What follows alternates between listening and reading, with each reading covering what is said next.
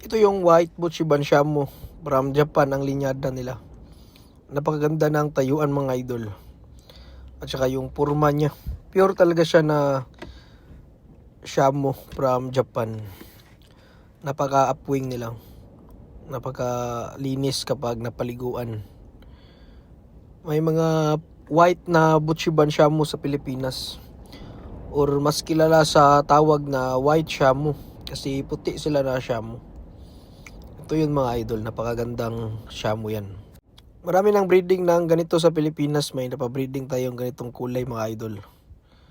Mga purong white na Buchiban Shamu. Yung kulay nila, pure talaga na white. Walang halong ibang kulay sa kanilang balahibo.